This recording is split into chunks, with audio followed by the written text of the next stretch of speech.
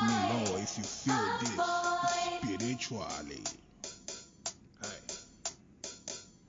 Let me know if you feel this spiritually. Porque te quiero decir que tú me gustas a mí. Dime si tú sientes lo mismo que yo.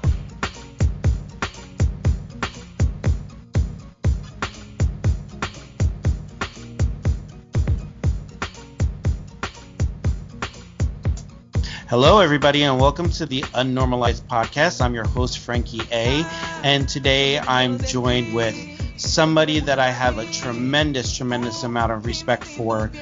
She's a bright light, in a human vessel, and I think she is somebody that bestows a lot of light and love to the world, and right now I think we need it. So I'm joined today with my special guest, Mary Wilde, and she is the ambassador, right? Correct me if I'm wrong. Ambassador of, what was it, Mary, again? I'm sorry. I'm an ambassador of a lot of things. I know when you for the profile I threw, like, I'm an ambassador of love. I am the emperor of self-care, and I have so many titles. I just give myself titles like every single day. And you know what? You're so deserving of those titles because of I know with my own experience with you, you were so beneficial in me getting to where I am right now. I actually met Mary through a friend. His name is Joel. He'll be on the upcoming podcast, and he said, yay for Joel, love Joel. And he said, I said, I want to incorporate some stuff into my life because I needed to make some life changes. And Joel said, you got to go to the support group my friend Mary runs. I think you would get a lot out of her. And from the moment that I stepped into that room and Mary opened her mouth and started talking, it's like all my fears, all my holdups, my barriers kind of melted away. It was an instant vibe connection that I felt with Mary, and she just made me feel so comfortable and getting to know who I am and myself, and the knowledge that she would spit out. You guys, if you were in that room, you would be floored because she comes from a genuine place. It's all self-experience and knowledge that she has. And Mary, why don't you tell everybody, she is somebody who practices self-care. I just got certified in mindfulness behavioral cognitive therapy. And a lot of the concepts that I've learned came rooted from my work with Mary. So Mary, why don't you tell them a little bit about who Mary is and what you do? Well, first I want to thank you for that awesome intro, and I want to say thank you so much because it's so meaningful to get feedback on how important whatever I'm bestowing about myself. Because primarily, I talk about my own experiences, and I would also like to say, likewise, absolutely likewise. It's such. I'm a firm believer that when you put a positive energy out there, once you start doing that, you start to attract other positive energies. But I think it's difficult in the world that we live in because there's so much negativity that exists to find that.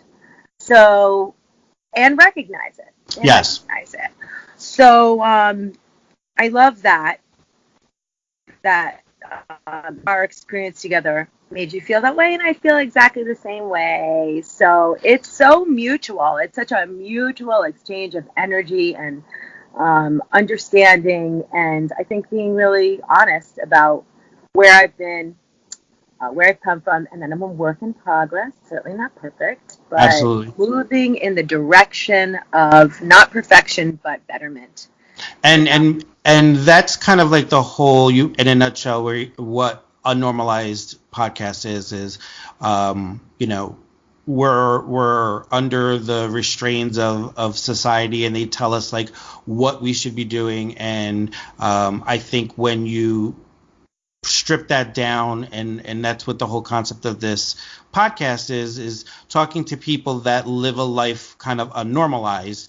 And I think you do just that because you are tapping into people's energies. I really didn't know. I mean, I kind of always was into stuff like that, but once I met people like Mary, I understood how powerful and impactful like energies are, and it is something that I'm also rooted in that because it changes your perception of things. It changes how you interact with people and how you look at people, and I think you're a great teacher for that.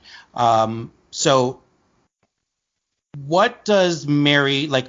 I practice a lot of self-care with the individuals that I work with, and I also promote it because how can I help somebody else if my own self-care isn't where it needs to be? And what I do is I learn from the people that I'm working with. So I don't claim that I am an expert in anything. I'm just there to help facilitate their own wellness as well as my own. And so whatever that takes, I actually work with an individual who is very creative, and she does a lot of self-care things that I didn't do myself. So I always try to, if I'm going to promote something like self-care or something like somebody like Mary and what Mary does, I want to experience it for myself, because how can I tell somebody else to do it if I've never tried it? So like I've picked up knitting. I recently started playing the ukulele. I love that. All these different things. Yeah, all these different things that I can kind of put in my toolbox. I also go with my wife to do singing bowl meditation and light language meditation, which I absolutely fucking love it. I mean, the first time I did it was a little awkward, the light language, but it was so powerful. So I understand how all that stuff kind of impacts the soul. So like, what do you do, Mary, with not only for yourself, but like the clients that you work with? What kind of techniques that you kind of do? I know you do like yoga and stuff like that. So just tell everybody a little bit what you do. So just for a little bit of background, I've been a fitness instructor for over 20 years, which shocks me when I say it. I can't believe I've done anything for over 20 years. Because I still think I'm 20. So you know what, Mary? You look fucking phenomenal. You are like, Thank you. You are beautiful in and out. So yes, you guys, if you met Mary in person, she's got like a rockin' bod, and she's always fit and it's amazing. So she's definitely a great example. Sorry, Mary, go ahead. It's okay. It's okay. And in fact, it's curious because I had a challenging childhood, and the way that I escaped in my childhood was to run. That's what I was. I was a track and field runner, a long distance runner, ran long distances. And while I credited it probably being the one thing, I mean, everyone has a thing, but that was my thing that kept me sane in my household. So, I was running, and it was giving me a moment of pause that I wasn't recognizing, but I knew that I was safe when I was running. And I had time to sort of stop that thinking. I'm a thinker. Yeah. And I was a thinker even for as long. And it was meditative in a sense. But what happened was, because I wasn't dealing with all of my other issues, I just kept running longer distances. And by the time I was 17, I started competitively running when I was 9. By the time I was 17, it was ready to go to college and could have possibly run in college. Those offers were presenting. I was completely and totally burned, I also was leaving for college, but I knew intrinsically that I could not do something. I knew that physical exertion for me was a stress reliever, and it was doing something positive for me. And at that time, I can tell you, I did almost nothing positive for me, and I wasn't even really recognizing it for what it was. But I couldn't hold myself accountable for sure, and I knew that this doing nothing, I was going to not survive, and I was so unhappy in my household that the idea of coming back home from college was so horrifying that I started on this like, what can I do? So I am going to so date myself and say right before, probably 4 months before I went to college, I went to the Jack LaLanne in my town, and I said, can I get a job here? And they said, well, you have to have a career. You need to stay here with a career. So I lied. I was a big lying liar. I lied and said, yes, I'm going to not go to college. I'm going to stay here. And at that time, this is Stone Age, man. And that was the only certification for group fit. So I became a fitness instructor there. And then I started to feel guilty. So I told them, listen, I'm reconsidering. Well, I didn't tell the truth, but I said, I'm reconsidering going back to college. Whatever, and by that time, within like a month's time frame, I built such a huge following in the class, and people were buying memberships that they wanted to let me go, but they fudged it and let me stay till I left. So I left on good terms, and then I went to school. I went to college. The first step I made was one of the gyms there, and I said, listen, I want to teach for you. And whatever it takes, it's fine, and I will teach for free. Wow. So at that time, I didn't understand my value or what I was bringing to the table. I just was desperate. Yeah. And in one way, that was wonderful because it did hold me accountable. I mean, a lot of the reasons I say I still am an instructor, a fitness instructor, I'm a yogi. I've been a yogi for 10 years as well. I just got a really in-depth, deep immersion and education. Just came back from Bali. Yes, I want you to talk about that. I have a question before you move on. Now, how did your family react to like, because obviously this wasn't something that, like, I'm assuming you weren't going to college for this stuff. So, like, how did your family react to, you pursuing, like, more of a dream than kind of going the normal route of... Well, they thought it was, like, sort of a cute hobby. They didn't pay much attention to it. And, I had some really harrowing experiences with my family. God bless them. I love them, but...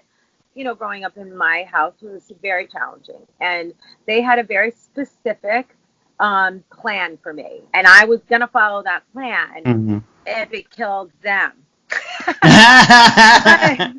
They were hell-bent, and actually their plan made some sense, but at the time, I didn't really even recognize the working out as a true passion.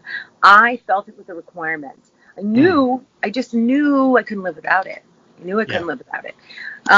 It was more cathartic to me than even talking to people, because when I went to college, I knew that I had to start seeking some kind of support and help from someone who could lead me through the landmines of the behavior that I was clearly exhibiting as being unhealthy, primarily like getting into relationships that were unhealthy for me, and not really. I recognized I didn't know how to take care of myself, but I didn't know how to take care of myself. Yeah.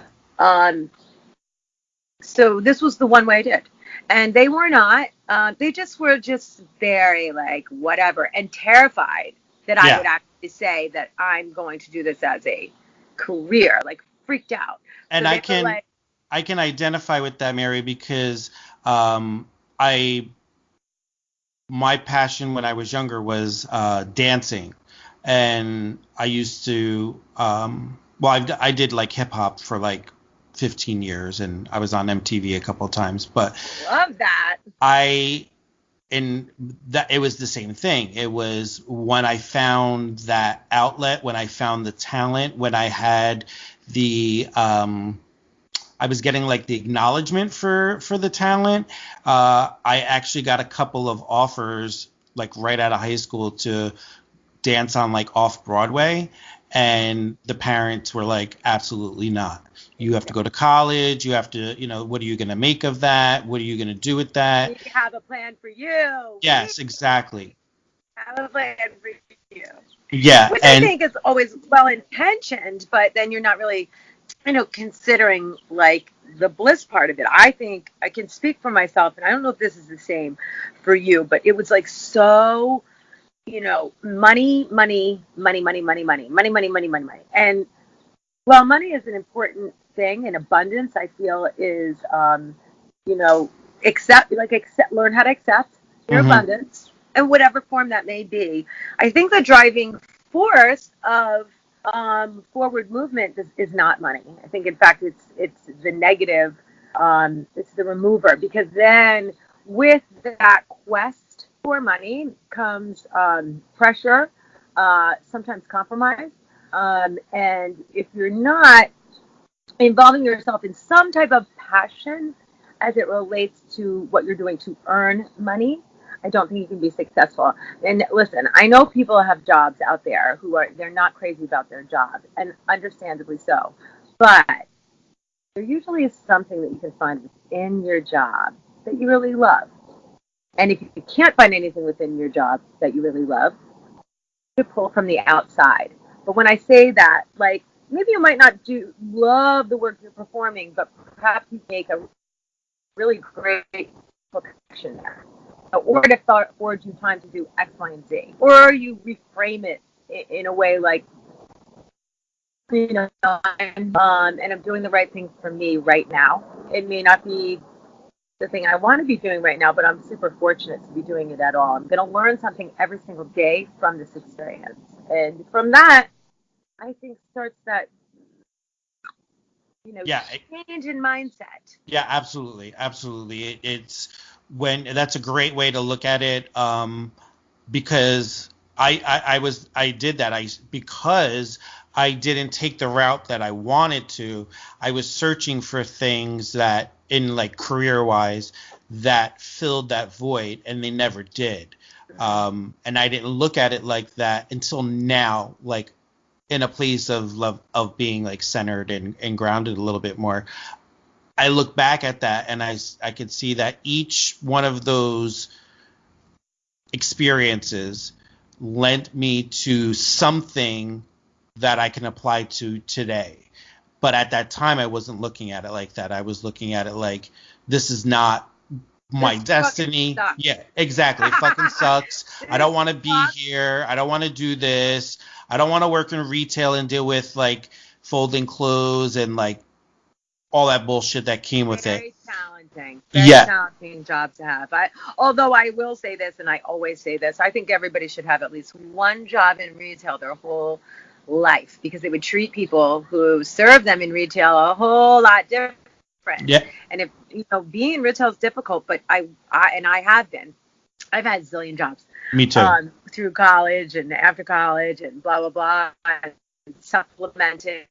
But it's really, I have an incredible respect, especially because I sucked at it. I was terrible, so shitty. I was the worst, shittiest waitress ever, like so bad. And I really do have respect for people in that industry, and I really try to treat them respectfully. And I think the more I try to treat people respectfully based on my own experience, instead of that negative like foresight, I can really see like that this sucks. They've probably been beat up 25 times. I'm going to give them a good tip and treat them with a lot of respect and recognize them. Recognize them. But that's facilitated, I think, my life moving forward in a good way. Yeah.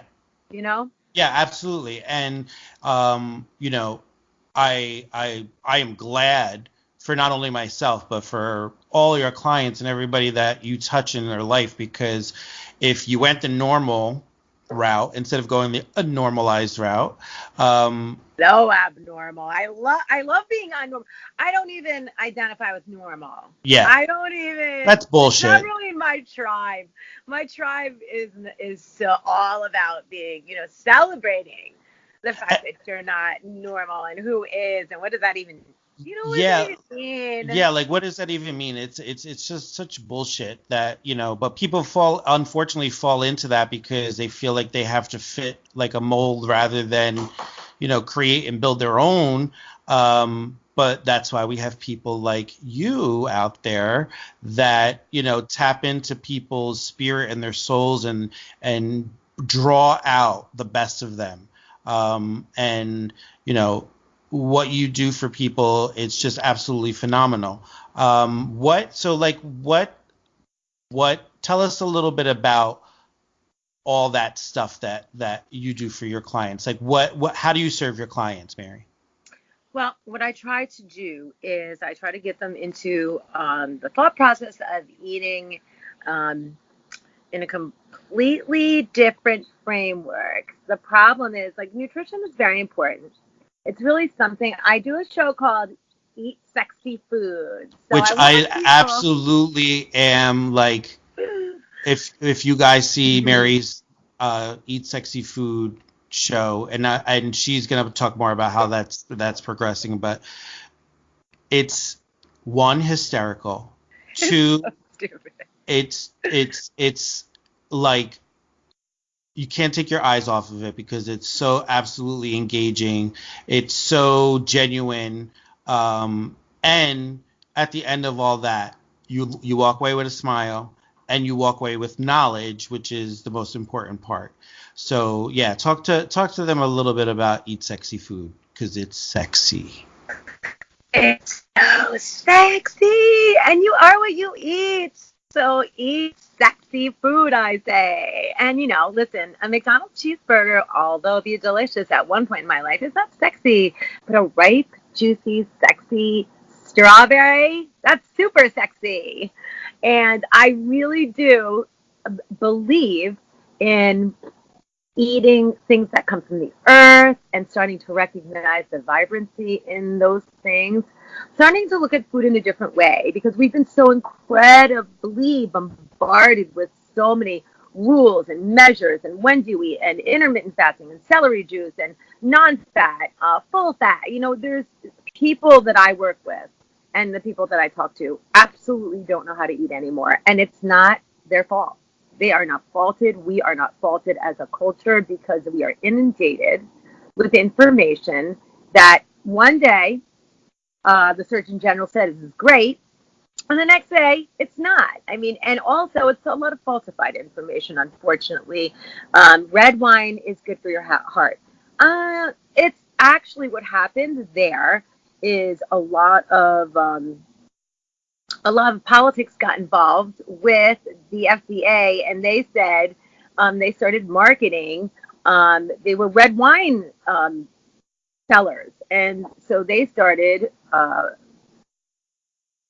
coming to the government and with studies, and because there's a lot of what we know goes on in the government, because of money, and money was exchanged, and it's all proven, and you can all look it all up.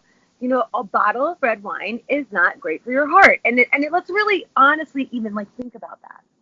Does it really make sense?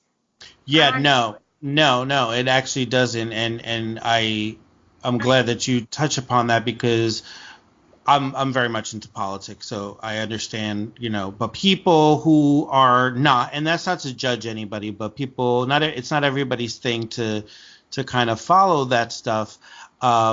But there is a lot of big money. There's a lot of misinformation because of money. Yes, yeah. And because of pharmaceutical companies and all that. And again, I'm not one to sit there and talk all about that. I don't spend a whole lot of time on it. This is what I'm saying to people.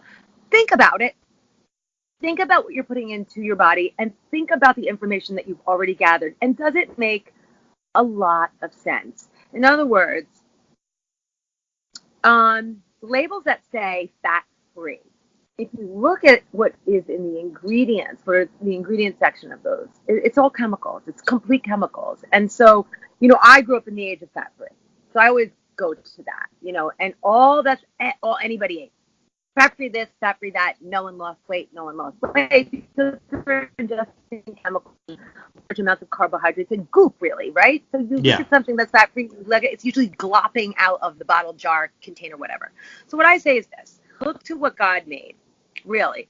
If you don't believe in God, look to what the beautiful earth is bestowing before us. It's so vibrant. It's so tasty and beautiful, but our taste buds have been so hypersensitized by processed food that it takes us a little bit of time, right, to sort of have a love affair with sexy food. So that is why I do my sexy food show, because number one, I love it. I literally crack my own self up. I do. I always said, if not one person, I want it to help as many people and motivate as many people. But if it was just me talking to myself, I'm good, because I know everything I'm saying is just like reinforcement. So I try to put it up there in sort of a cute, engaging way, eat sexy food, but I absolutely believe that, if you are eating vegetables that are properly sourced and mindfully sourced, and you are eating salads, and you not only do you feel better, but you will look better, and then it really starts that whole process. It starts somewhere, right? Either it's going to start here in the mind, in the body, or in the heart and soul. Absolutely. And those things, I think, and they work together. And if one starts to click, and it's like a little wheel, right? So in my mind, I'm saying eat sexy and eat sexy food, but I'm hoping not only is that eating the sexy food, your whole life starts to change when you start to treat your body with care and love and see results. Yeah, absolutely. Because I recently made a switch to because I used to be a chef, so my concept of food was a little skewed. I mean, growing up Italian, it was always skewed. It was in abundance. It was heavy. It was saturated and all that goopy stuff that you were talking about. And then when I became a chef, then my concept of food became almost like a product. So it wasn't something that I wasn't looking at that like fuel for the body and putting the right things in. Plus, as a chef, you're eating horrible because you're basically eating scraps that you're cooking, and you're eating leftover stuff that the customers don't want, and so you eat all that leftover bullshit. And it wasn't until I started focusing on that, what you just said, like the connection of the mind, body, and soul, that I started to look at like ways that I can, because I'm getting into my mid 40s, so like the body starts to process things a little differently, and you get things like hypertension and diabetes and all that bullshit. So I just looked at like how I can make a change. So there was like an initiative on Facebook somewhere. There's an organization called No Meat May, and I said, you know what? It was for more for like animal rights. So I said, you know what? Let me do it for a month and see how it works.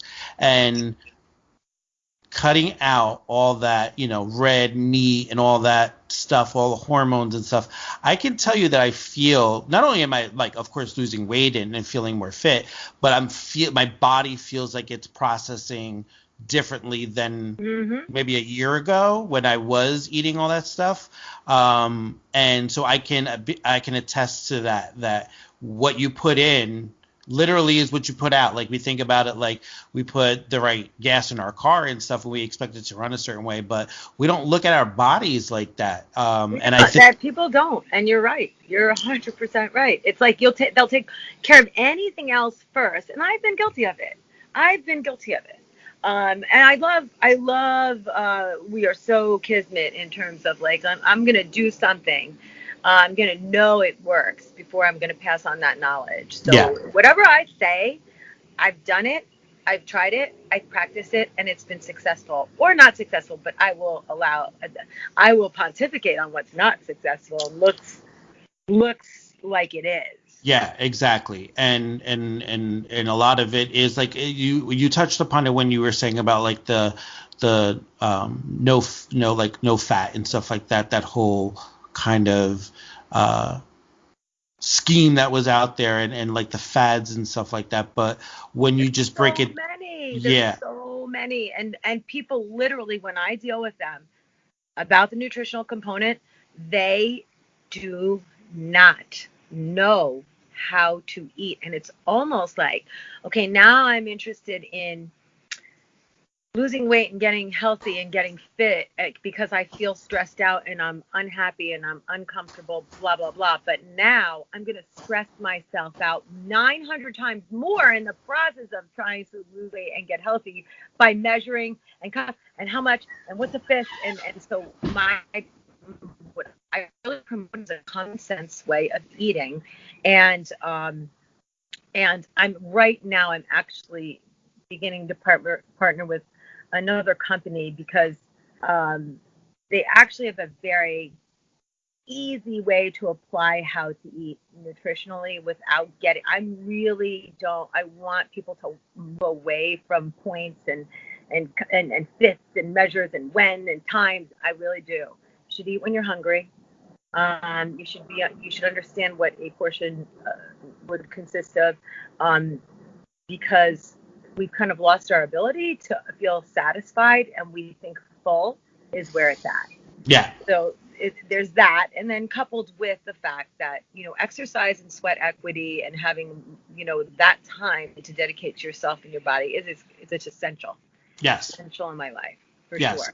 And it is all connected. I didn't realize a lot of that stuff and how it's all connected until I started working with people and doing it myself. And it's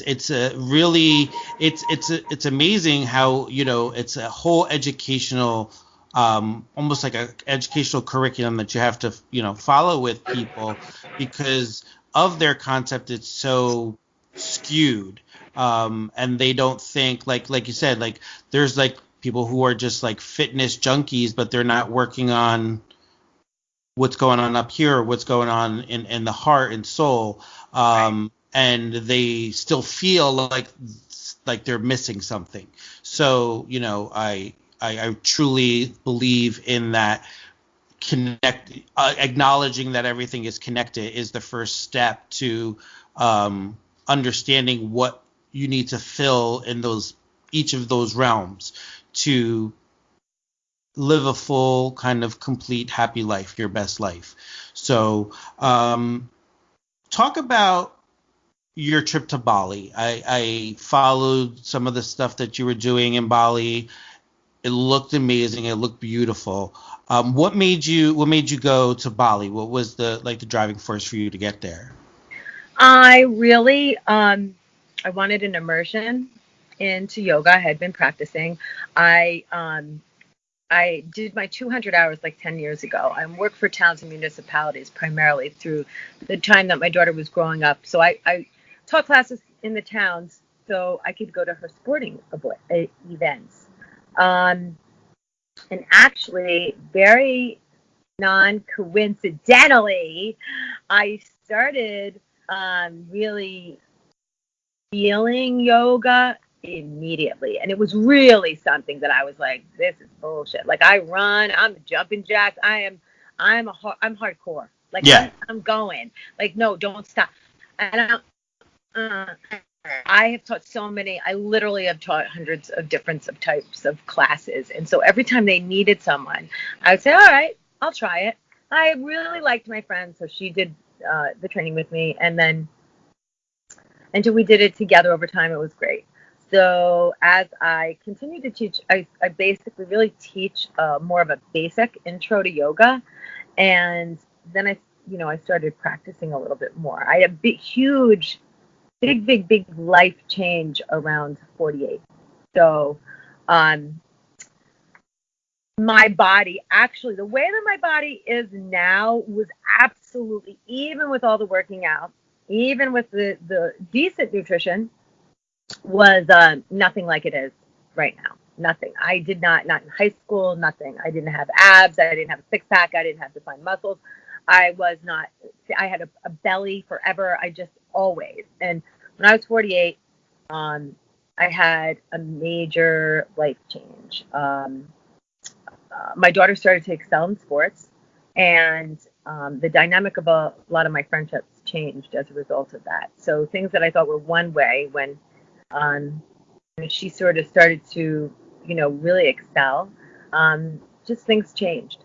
And I really struggled with that terribly, terribly, terribly. So I knew I had to make changes, and that meant adding some things to my life and removing that from my life. But emotionally, I took it really hard, and I realized yet again, I was running on the treadmill hard. I need to really maybe, I'm finding more peace in this yoga thing. So I'm teaching this basic yoga, and then I start training and training and training and training, and because the result was wonderful.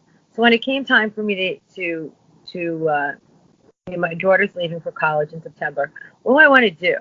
I wanted a full, complete immersion, really, because what you're talking about. Like, I know enough about yoga, but I want to live yoga.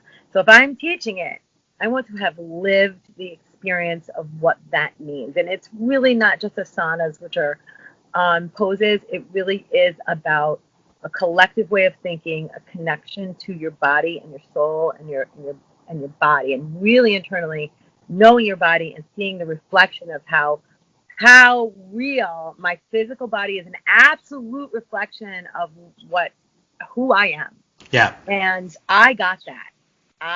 So it was very difficult to make that decision. And I'd come up before, but there was never a good time. And I have to tell you, there never is a good time. There never is a good time. I said it was the best worst time.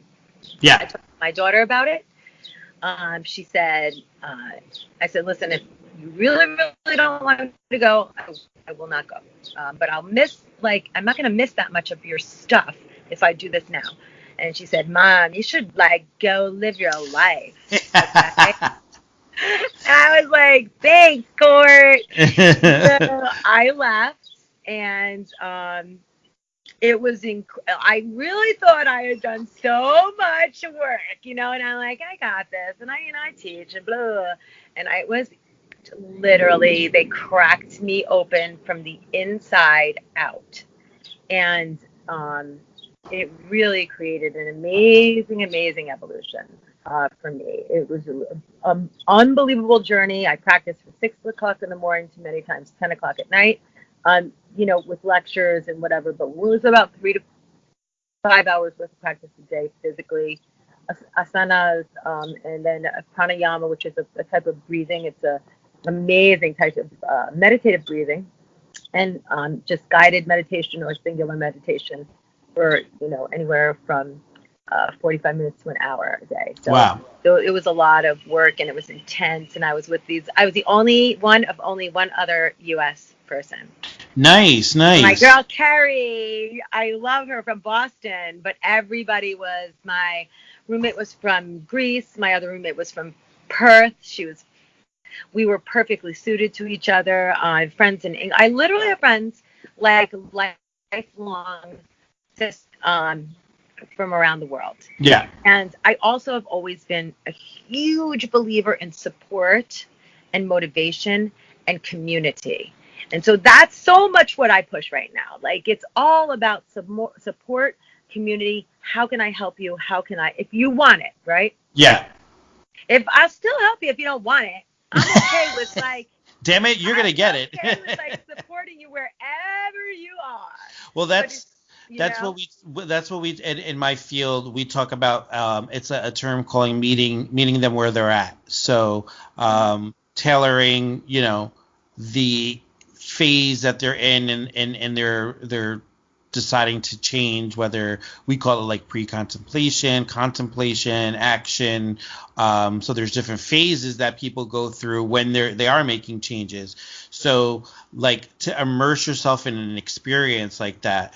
I mean, just to see, like, watch you on Facebook and the stuff you were posting, you know, not only was it just a beautiful setting to see you in, but the light that was, I mean, you exude a bright light as it is, but that was like phenomenal to see. Like when I saw that you were in Bali, it just made sense. I'm like, if anybody's gonna go to Bali, it's gonna be fucking Mary, because, you know, it just is like, it was just so fitting, and like I couldn't wait to, you know, you to come home and share that experience with people, because not everybody can do that, you know, or they're not open to, like, if they want to do it, to just take that fucking leap and jump and do it, and like you said, live that experience, live your best talent or whatever, feed into it.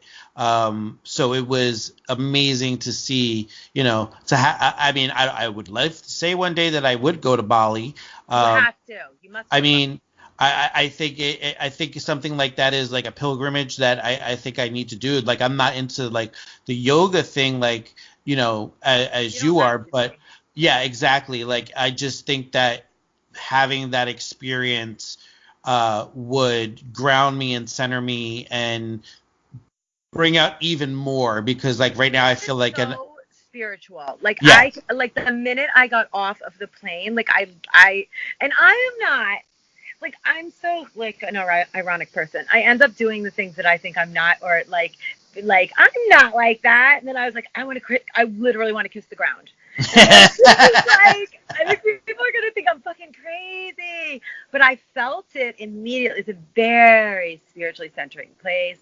Ubud has there's temples. There are temples everywhere. People are very loving and humble. In Cebu, which is sort of a beach community, but we were in a village outside of the beach community. There's just a feeling. I really love the idea that I was halfway around the world and got to see another culture and experience another type of thought process, and also being around people who are not necessarily always from, you know, the majority wasn't U.S. I mean, we were a vast minority. And I love you. I love me country. I do. I love the people. I love, you know, I'm all about being proud and grateful where we landed, right? Yeah. And I'm about, you know, my reality is going to be what I make it here. Yeah. You know, that's what it's going to be. And there's great opportunity. So I feel fortunate and lucky in that respect. But it was great to see, like, people's points of view about our country and what they thought and their preconceived notions, and way more accepting and loving and supportive than I ever thought. I really was like, ooh, they're going to be like the ugly American, but they were like, I get that. Cool. Mm-hmm. Like, they knew. I definitely came in with like I would say the difference between me and a lot of like Kerry and I were definitely probably the more physically strong of everybody in the group, and we were the ones doing the handstand, and we were doing inversions, and we were like, we're just so typically American, right? Like, we're gonna go fucking you're gonna go. Our way of thinking is like, go fucking hard. Yeah, we're gonna like fucking like take this yoga thing and flip it on its head, because, you know, that I love that. I love seeing other people's perspectives of how we live in our culture, because I think, you know, likewise, I'm a very patriotic person. I love my country. I love the servicemen and women that protect us, and the forms of government. I have so much passion for that. But I think we tend to live like almost like a narcissistic way of living, because we think we're like the only way of living. And to see that, how there are cultures out there that people are loving, that they are caring, and not to say that we're not, but we're very driven to worry about self, and not self in a good way sometimes, like things like finding your center and being grounded and being in tune with yourself, but very much trying to chase that dream, that we're normalized to think that that's what we need to do to be accomplished and successful. So I agree. yeah. So that's our biggest input. Yeah. To get that perspective of how we're seen outside of the realm of our way of culture, I think is important. I think it's not an experience that a lot of people get to have, but I think it's an experience that people should have. Like, I almost feel like, I'm involved in education a lot, so I often say, like, that should almost like be a requirement, like studying abroad, or having people come over from abroad, so you can have that interaction. You can see the culture. You can see the way of life, the way of thinking, and be open to comparing it to how we live our lives and thinking. I think that kind of like opens people up to a different perspective. Yeah. It's a worldview. It's a change in worldview. I mean, I would say that I've always been someone who was had an expansive worldview, but it's different to, sort of have like an open mind and then really living amongst people who are from every single literally ends of it. I had Mozambique, represented Canada, Austria, Australia. I mean, there was like really from everywhere, and how wonderfully open they were to their own stereotypes. Yeah. And saying, like, they weren't like offended. They were like, yeah, we Germans, we don't want to cry. Like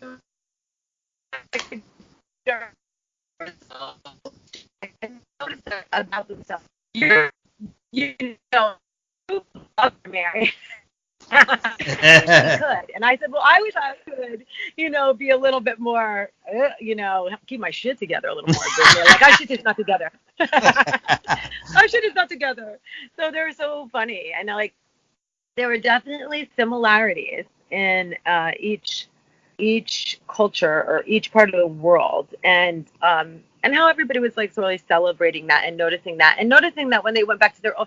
I think it's important to know that, because then when you come home, you really recognize that this is sort of doesn't serve me so much, and it's not necessarily something I'm criticizing about our culture, but it's just for me, maybe doesn't serve me. So how do I want to create an impetus of change? I am the change, yes. So I can make my world a different world, and that was very real and home hitting for me.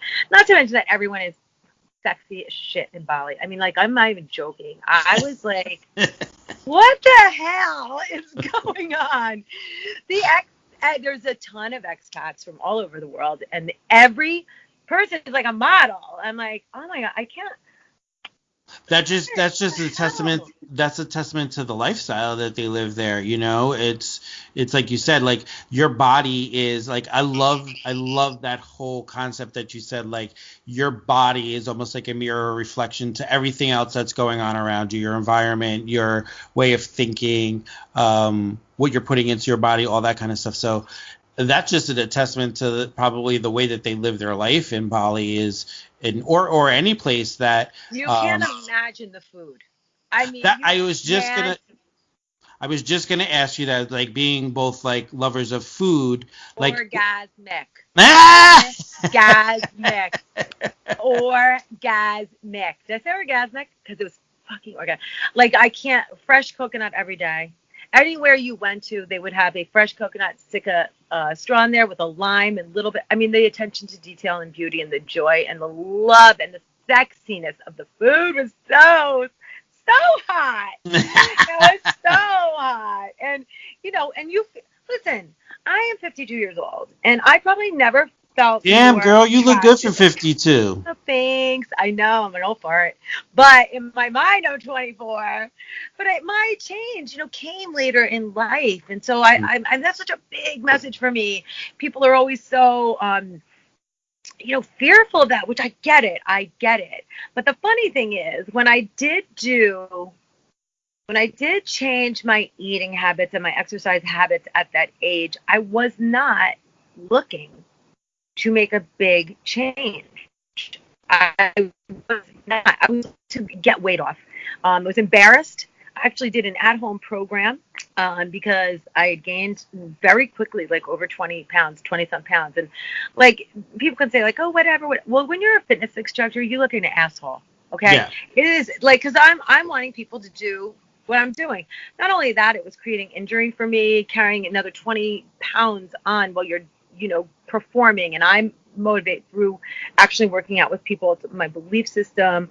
I may teach, instruct part of it, but I'm always participating with that person. So I was dying and I thought, I can't go to a gym. Just look like an idiot. So I have to ego. I got to do something at home. And I came across this program, that I followed pretty much ever since. And they had an eating, and it wasn't necessarily that I was eating terribly, but I just wasn't eating properly. And I needed to be disciplined and stay in it. And I was driven by fear because in a couple of months, I was going to be restarting my classes again.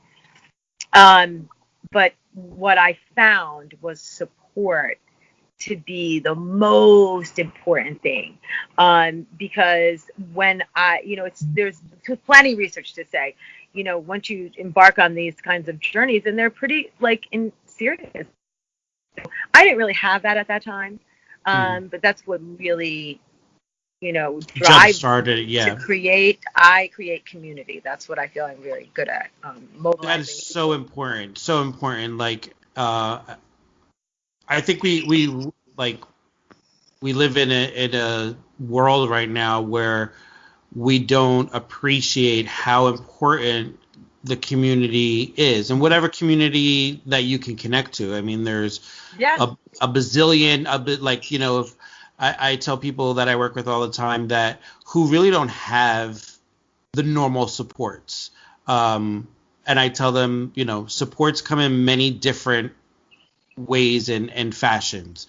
It's not always the supports that we think about, like our family and all that kind of stuff that, we're groomed to think that are going to be our supports.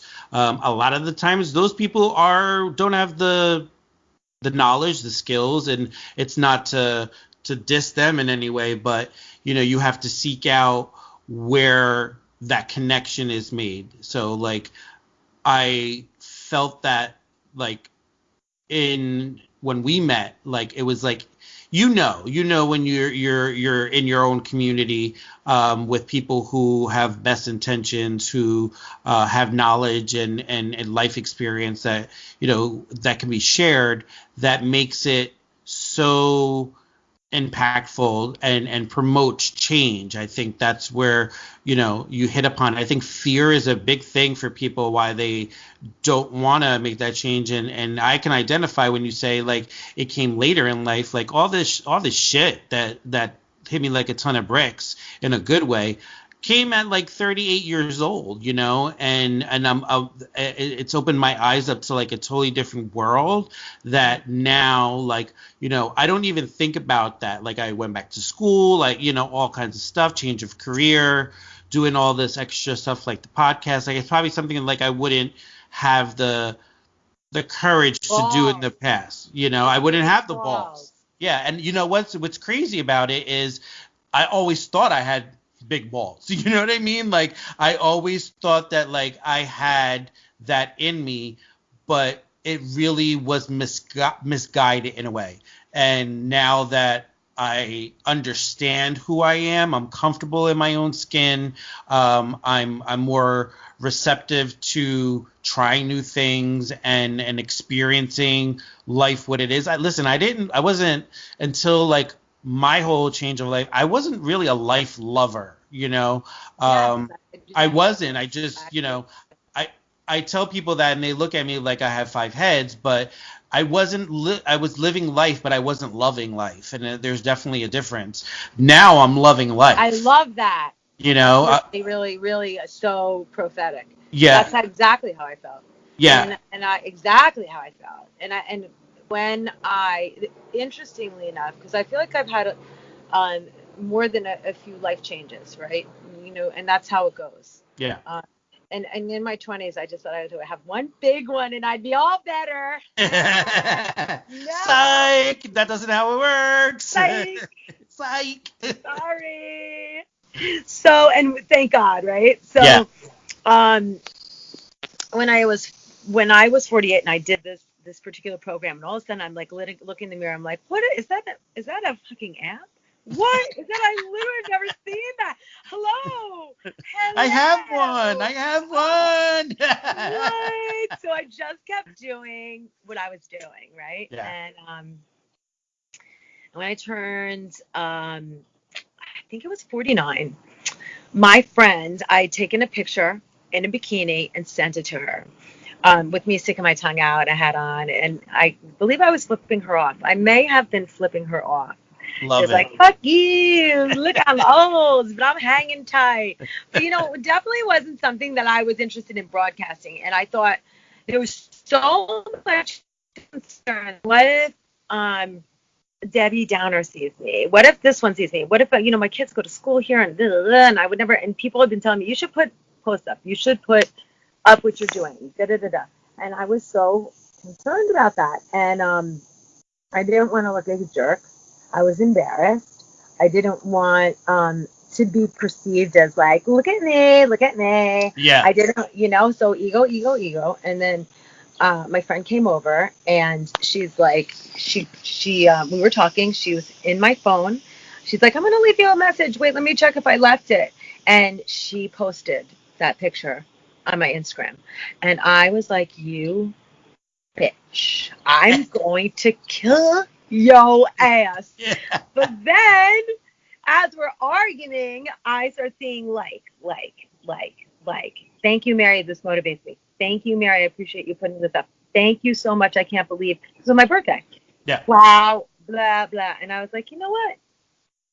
I started getting inbox requests. I started getting people saying like, what can I do? How can I do it? Blah, blah, blah, blah. And at that time, I really wasn't doing a lot of personal training because I was so involved in my daughter's sports.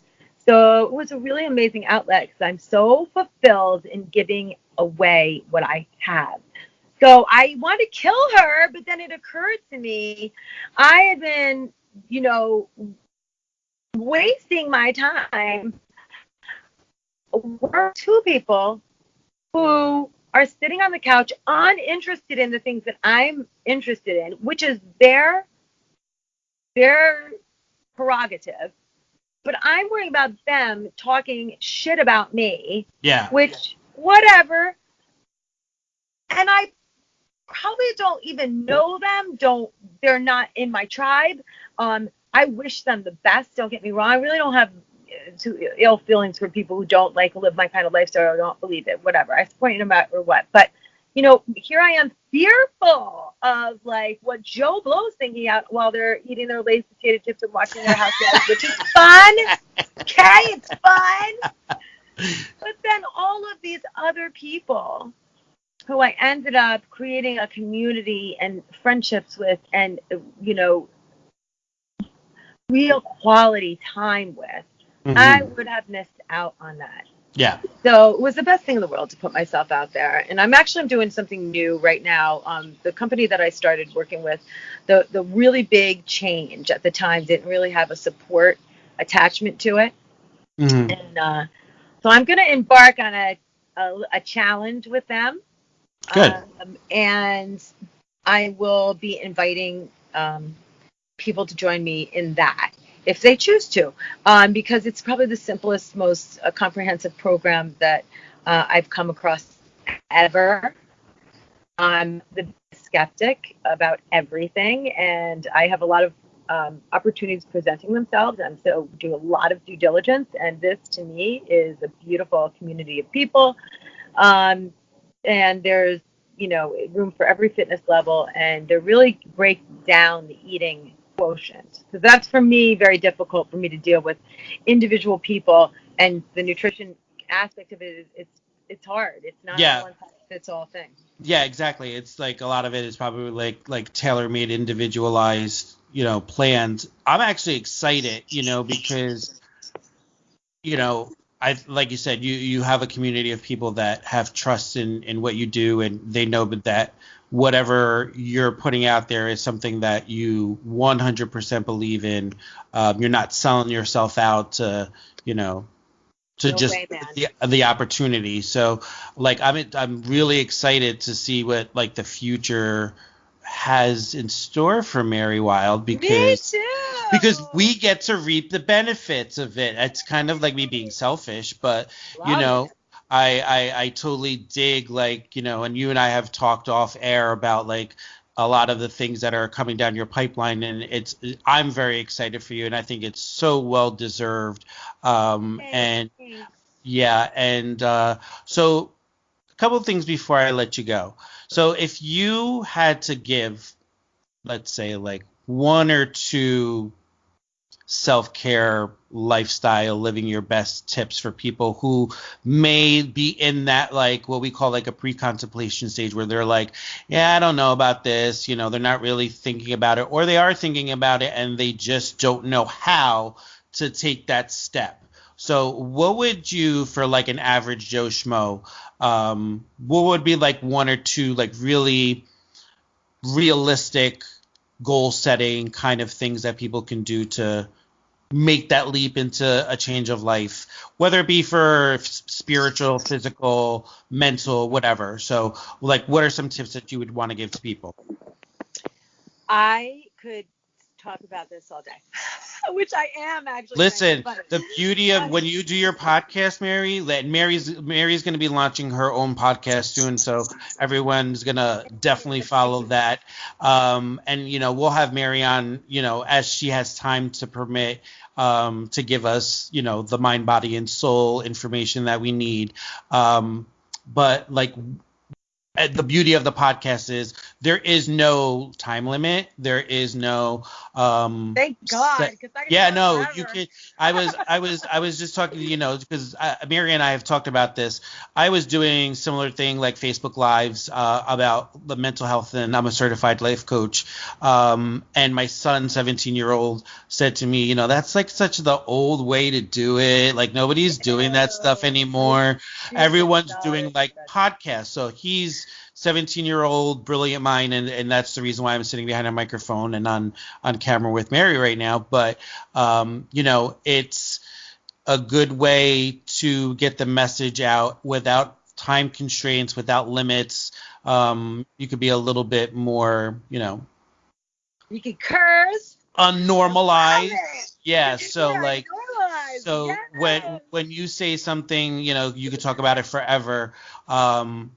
When you get your podcast, take the avenue in as much time as you want to put the message out there, because listen, boobies pop out on my show. I know. But That would be great.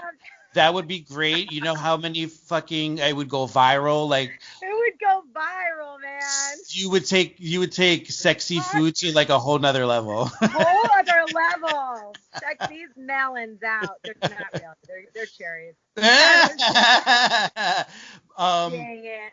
So yeah. So let's give So us. I would say, tips. okay, there's a couple of things that I would suggest. I mean, I really, really would suggest. A lot of people say, I want to be happy, I want to make a change, but then don't change anything. And they really, number one component is being truly honest with yourself. Truly honest with yourself. Listen, if you're happy and everything's fine, great.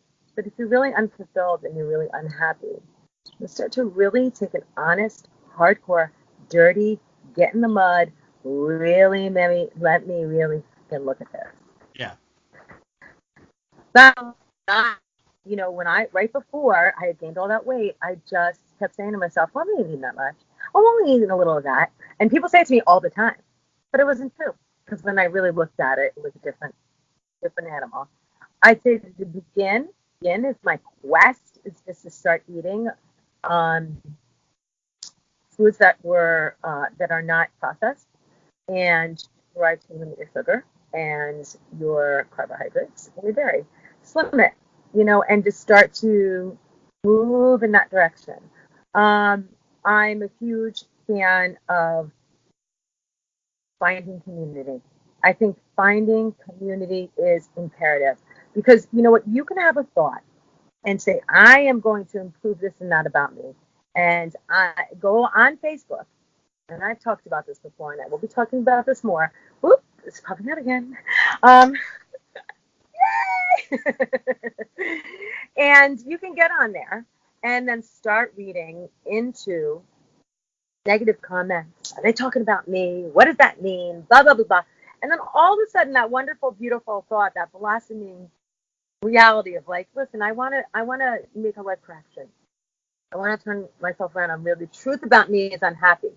And then what do? We go into, instead of addressing the issue, let me bring to myself. Because I don't really feel like it's. I ultimately feel like I'm not worth it. Yeah. I feel like I'm not worth it, and I would say consider you are worth it, and that self-care is essential. We're all batteries, and if we're only running and never getting recharged, that's what you're going to disperse. I don't have time. I have family things that I have to do. Mm-hmm. Great, but if you're not serving yourself, I will guarantee you are not serving your family in the most effective way. Absolutely. So, looking at that honestly and saying, like, really, where am I at and what can I do? And the first thing I would do is, instead of try to get as much positive input as possible, which is free and easy, right? Go on Facebook. If you are connecting to somebody that is really in a struggle of negative energy, shift that energy. But that requires you hitting the button. Right? Yeah. It requires us hitting the button. And then if you're unable to hit the button, don't beat yourself up, but consider taking a look at that. Yeah. Why do I not want to unfollow this negative stream of energy? What is that about me? And then consider if you're just talking yourself into bullshit. Yeah. I totally agree. I think, like, to some degree, it's almost easier to feed into that, like, negative energy because it's harder to take a look at yourself and self-inventory and make the change. And there's always those little voices out there that are going to say you can't do it, you're not good enough, what are people going to say, ego, pride, all that stuff. Those are like the easy way outs, because change is hard. It's work. I tell people that all the time when I'm doing life coach stuff. Like, my role is not to do it for you. My role is to be the facilitator, to give you the tools, knowledge, experience, resources to find it in yourself, to do that, to make the change. But what I get from a lot of people is, like, they're fucking scared. Like, a lot of people that I work with tend to be on the over 35 age range, and they've lived a life of, I always tell people, listen, for whatever it is, bad or good, it got you to the place that you are right now. Yeah. However, those things may no longer be serving you for this next journey or this next part of your life. Yeah. So it's very hard for people to let go of, like, 38 years of learned processes and behaviors and thoughts and all that. So and I think it does come down to we are not only driven to take care of ourselves individually, except for buy this thing, get this thing, go do this for yourself, blah, blah, blah, buy a diamond ring, get a good car, get a great house, show everybody how great your shit is. And, like, I'm not downgrading any of that stuff. I love all that stuff. That's all good. But it isn't the driving force. We have this in other words, if we're not achieving, there's something wrong. And then if we're not addressing what happened to us when we were, I should speak for myself. If I'm not addressing things that have happened and pretending that what happened, in the past didn't happen, or where I'm really, then I don't really know where I'm at with that situation. Yeah. So that's why I say, really, number one, start to build a tribe and community by yourself. Of people that have inspirational sayings, things that resonate with you. Listen, my inspirational people all say fuck. I don't want the inspirational people who, I'm not cats and bunnies. I love cats and bunnies, but you know what I'm saying. Like, Yeah. I want, real stuff, real funny ass shit. Something with a little humor, and people who seem to be going in the direction that I want to go into. And that's like the start. It's just like everything else. If I'm feeding my body next in the form of consumed products that have things in them that are clearly, look at any label in the middle of the grocery store, clearly poisonous to my body, proven to be poisonous to my body, truly, creator of disease, creator of all kinds of fucking issues. And I'm putting that inside of my body. And then everything that I'm consuming in my brain, what I hear, what I see, is all negative. Yeah. And so, change sucks, but think of where you're at. Yeah. And again, it's not faulted, but there's some really simple things you can do to make a little bit of a change, and then those change usually begets other changes. Even I say drink water. Just start drinking water. Start there. But it's a really common sense stuff. It's just, it's difficult for us to do it because we're so rooted in, self care is not something that we do, not real self care.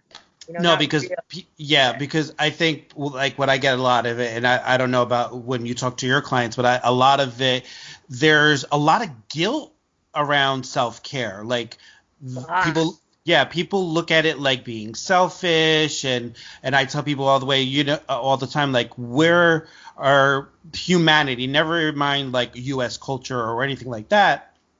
We are not built as a humanity to think of ourselves first. We're always, there are some people that do, but for the most part, people are not groomed to think of themselves first, to put themselves as the priority. We tend to exhaust all that energy to help others. And like you said, how are we serving other people if we're not the example and we're not taking care of ourselves? So I think a lot of it, when you work with clients in aspects like Mary and I work in, it's breaking down a lot of like stigma around taking care of yourself. And that's why we need strong, keep it real type of people out there like Mary that, don't give it maybe to you in a pretty package the way that you expected. Like, here you go, here's what you have to do, here's what you have to follow, and it's going to work for you. You're very like let's get off your ass and let's do some stuff and make some changes. And I think that's people suffering. Yeah. And I'm not about pointing the finger and saying whatever, but I'm a straight shooter, and I think it's really to the benefit. I appreciate a straight shooter. I don't really need to fuck around with beating around the bush. I'm 50 some years old, and I'm going to live my best life, honey. That's right. I'm going to live my best life. So I want people, I don't need yes men. I can pay it. And at the time in my life where I went through the most crisis, I had all yes men. But the reality was, what we were talking about face to face was not what was going on behind the scenes. But ultimately, I had to make that correction. Yeah. In my relationships in my 20s, I remember talking to someone by the time I had it, right, when I was just done with it all. She said, well, what do you think is in, I said, I really see a pattern of behavior. It's like, I see I'm dating the same guy, but really the thing that I have the most in common with all of my relationships is that I'm in them. Me. I'm the one who's in them. Yeah. So what's the common denominator? Yeah. It's choice. Yeah. And there's hope. there's no hope in no choice. I just put a post up the other day, and I said, we are really not the victims of circumstance. And if that's really what you believe, then there is no hope. Correct. Like, Absolutely. the world is we can create our own world, by the way that we look at the perspective, by the perspective that we see it. Yeah. And it's listen, I can't do it by myself. I can't. I need people to sort of correct my vision sometime, or let me look at something. I just had a bunch of opportunities I had to turn down recently. That one was like I had for the longest time, and it was like a dream. And yesterday I had I watched Netflix for like 3 hours yesterday because I was so bummed out. I was like, ugh. But I allow myself that now, right? I'm like, yeah. Okay, Ozark. I'm gonna watch the darkest thing ever and be like, okay, but at the end of that, instead of being like either immersing myself or pretending it wasn't happening, like, okay, this happened. It's not the time.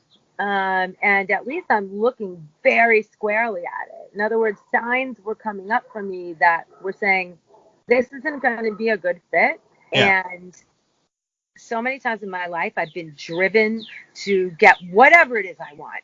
And I would say, oh, it's not a sign. That's a robin that flew by. That's a bird. That's a breeze. But that's not true. Yeah. So, I can recognize in my life now that, like, no matter how bad I think I need it or want it, that's when I end up getting in trouble, when I'm not recognizing what's right in front of my face and saying, okay, it's not right now, Mary. Not right now. Yeah. And you're the Trinity, the mind, body, and soul, often gives you whispers. That's what I like to tell people. And we tend to not listen to it because it's not a loud voice, it's a whisper. So we tend to negate it. And oftentimes those little whispers are significantly what we need to be listening to, rather than the more louder in front voices.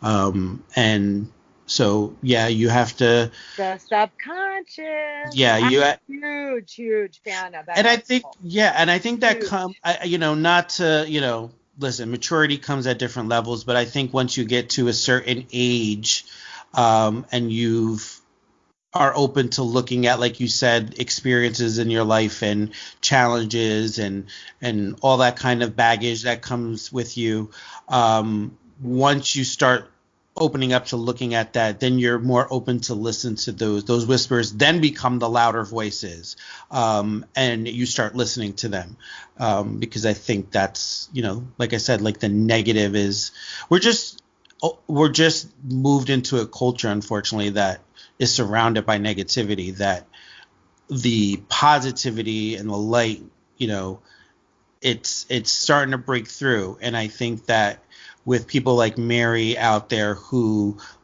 listen, guys, when I tell you that what she said in this whole time, and hopefully, after this, once it airs, you guys start following Mary's journey. It's no bullshit. And I'm a testament to that, because I probably wouldn't be sitting here if it wasn't for people like Mary, when I was at that crux and at the crossroads and wanting to make a change. We need people like her around to break through the darkness and the negativity and pump us with the love and the light that we need to kind of connect with. And like Mary said, build a community with each other. We're human beings. We're meant to connect like that on a level. That's why the man upstairs, or whoever you believe in, put you here for that human connection. And, having people like Mary around just kind of facilitates that in a way that people will be drawn to. She's like a drug. She's like so addictive. Like if you guys, I love that. If you guys watch her sexy food show, I mean, from the first time you watch her, you're gonna be like, when is Mary putting up a sexy food show? Like, so crazy. Like, I love it. I love it. I love that you wrap it in imperfection, unnormalized ways, and humor. And my camera fell into my food like 3 times already. I almost lost the camera last time too. I'm like, this is ridiculous. I even put a little tripod, and the tripod was like breaking. I'm like, oh, I am so. But you know what? That's what people want to see. They want to see a real person interacting with them, because that's going to draw them in, Mary, to receiving your information, because it's not put out there like a package marketed like thing. It's coming from Mary's heart and soul and her experiences, which I like absolutely love and adore you, and find you absolutely phenomenal. And I think likewise, it's so the same for me. Yeah, I thank you for, sometimes you experience people and what they give to you, and you don't have the opportunity to thank them. And I appreciate Mary for far more than she probably thinks that she has bestowed in my life.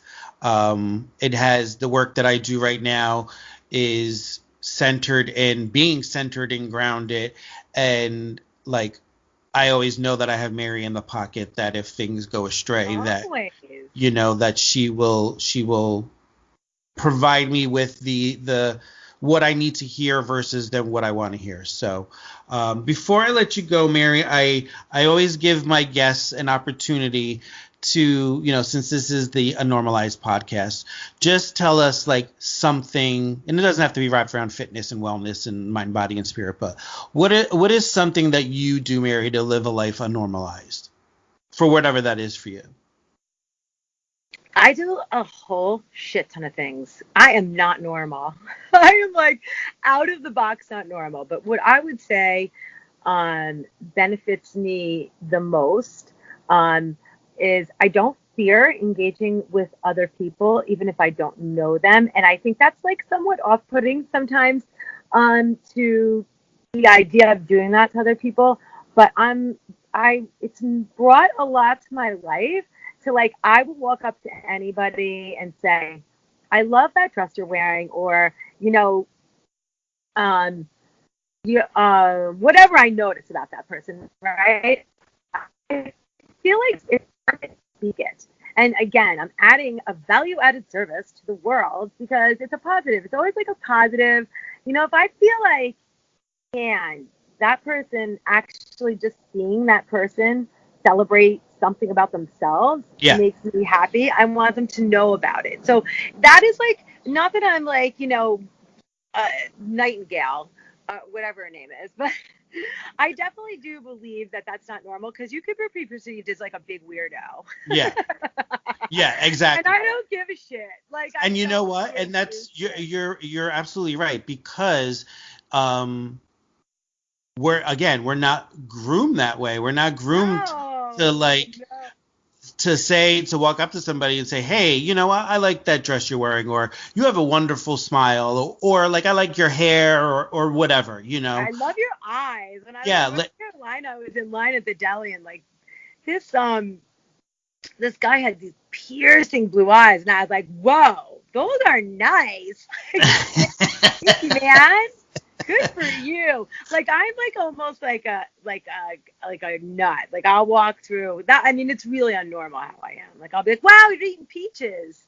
Well, I love them. Good for you. Like, I'm a weird, unnormal cheerleader in life, but it makes me happy. So. Well, and you know what? That may be. I totally believe in everything is connected, and that person may need to experience Mary Wilde for some reason and have that interaction with you, even if it's just for a brief moment, because that could be the thing that is the catalyst for someone to go home after that and think about it and say, damn, this lady came up to me in the deli and said I have piercing blue eyes. Like, it boosts the confidence, and that's kind of like the seed of hope that maybe something can change. But and it makes me feel good. So it's a little selfish somewhat, you know what I mean? Like, but it's like, I want to bring it. I want to bring it. I want to bring it, and I get it. If I want it to look good, I got to make it look good.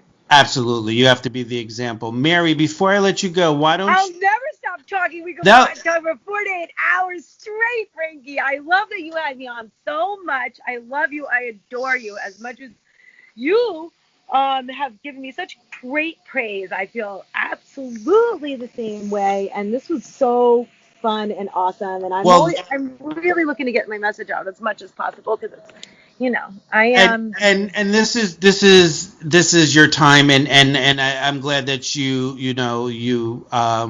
gave this little tiny podcast that could an opportunity for the people that it's reaching to connect with Mary. And when I was sitting down to do these lead-ins, I just wanted to reach out to the people that like really got me to where I am right now. And so I want everyone to start following Mary Wilde. Mary, why don't you tell them before you go some of your like contacts, like social media and stuff like that, so we can get people who are listening to this podcast to come flock to your a professional page on Facebook that I just created very recently called Mary Wilde Fit. If you're like, I don't want to see Mary's boring family pictures, go to Mary Wilde Fit, and it gives some good. I put some pictures of motivation up there and what I'm doing, and I'm gonna be posting. This is like the first place I've even talked about it. I'm gonna be posting a challenge, a 100-day challenge on social media that says, okay, I have enough. And I want everyone at the end of this podcast to go reach out to Mary through her social medias. Follow her on Instagram and follow her Facebook page. Mary Wilde Fit and Mary Wilde. So it's either way. On Instagram, Mary Wilde Fit. On Facebook, Mary Wilde and Mary Wilde Fit. And, okay. I'm building a website. Nice. A podcast. And you're moving into the 21st century where Mary and I are struggling through all this technology stuff together. So we're going to be like bouncing off each other and sharing our little knowledge. You should have seen us trying to figure out video before we jumped on. So that was wonderful. But everyone go to Mary Wilde Fit on Facebook. She's going to be launching a 100-day challenge for you guys to participate in. And I absolutely thank you for joining in my show, and I hope to have you back. I know your time is very busy, but we want to kind of keep in touch with you and follow your journey. So thank you, Mary, for joining the Unnormalized podcast. I love your face, you abnormal. Thank you. We will be coming back to you guys next week with another great guest, and in the meantime, stay unnormalized. Thanks, and see you soon.